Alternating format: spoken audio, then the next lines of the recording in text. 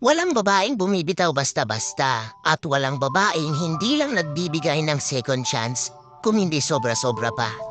Kasi ang babae, sobra-sobra sa lahat ng bagay. Ikaw ang may kasalanan, pero siya ang magpapakumbaba. Magkaaway kayo, hindi matutulog yan hanggat hindi kayo nagkakaayos. Actually, sila yung iyakin, pero matatapang. Kasi kinakaya nilang lahat. Kahit pagod na yan, ilalaban pa rin nila. Ganon sila katindi. Kaya sana sa mga kalalakihan, huwag natin sila basta-bastang itapon.